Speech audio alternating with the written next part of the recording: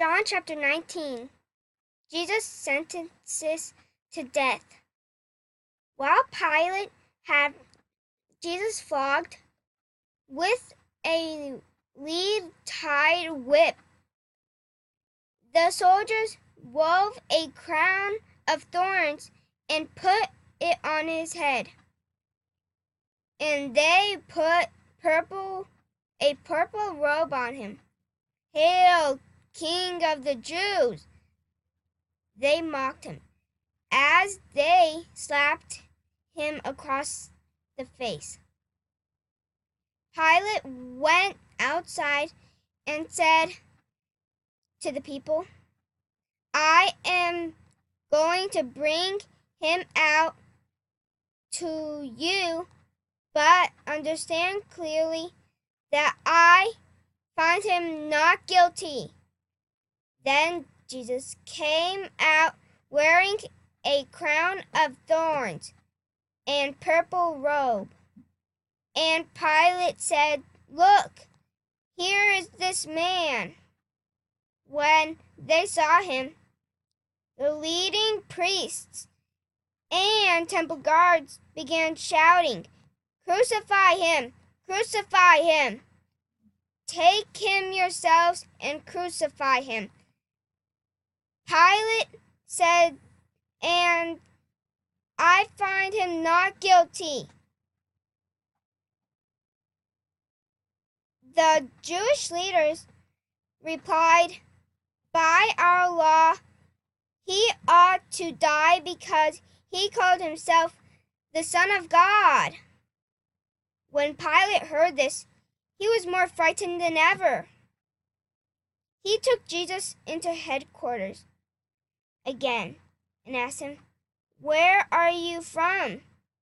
But Jesus gave no answer. "Why don't you talk to me?" Pilate demanded. "Don't you realize I have the power to release you or crucify you?" Then Jesus said, "You would have no power over me unless it was given to you from above. So the one who handed me over to you has the greater sin."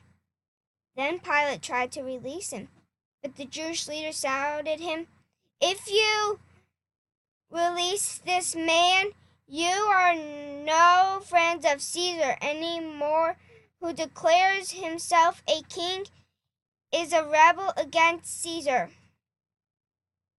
When they said this, Pilate brought Jesus out to them again. Then Pilate sat down on the judgment seat on the platform that he called Stone Pavement, in Hebrew, Galilee.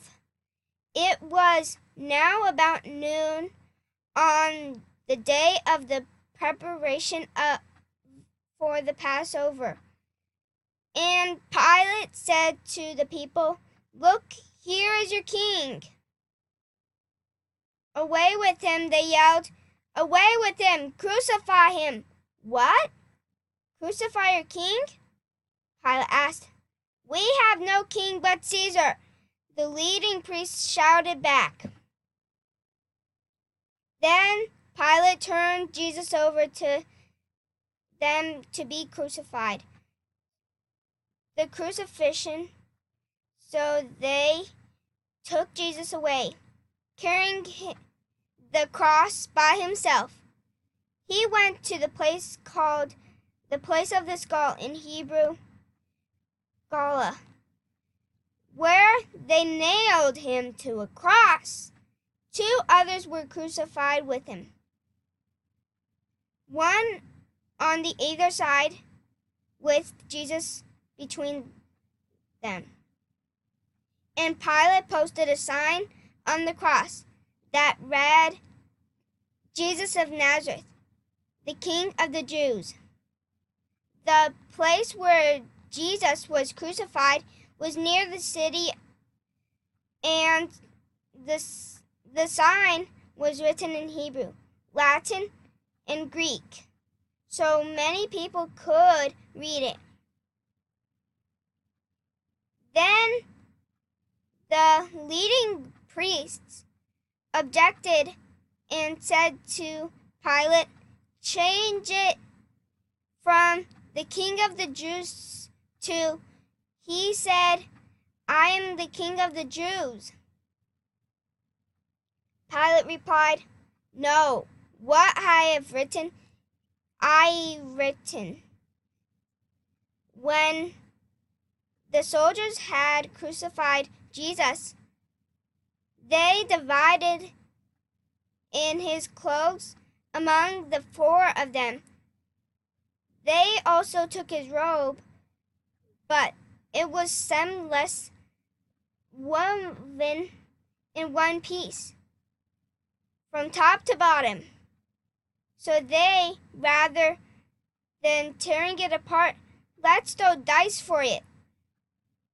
This fulfilled the scriptures that says that divide my garment among themselves, and threw dice for my clothing. So that is what they did. Staying nearby, across Jesus' mother and his mother's sister, Mary, the wife of Clopas, and Mary Magdalene. When Jesus saw his mother standing there beside the disciple he loved, he said to her, "Dear woman, here is your son." And he said to the disciple, "Here is your mother." And from then on, his disciple took her into his home. The death of Jesus. Jesus knew that his mission was now finished, and to fulfill the scriptures, he said, "I am thirsty." A jar of wine was sitting there, so they soaked it in a sponge, put it on a hyssop branch, and held it up to his lips. When Jesus tasted it, he said, "It is finished." Then he bowed his head and released his spirit.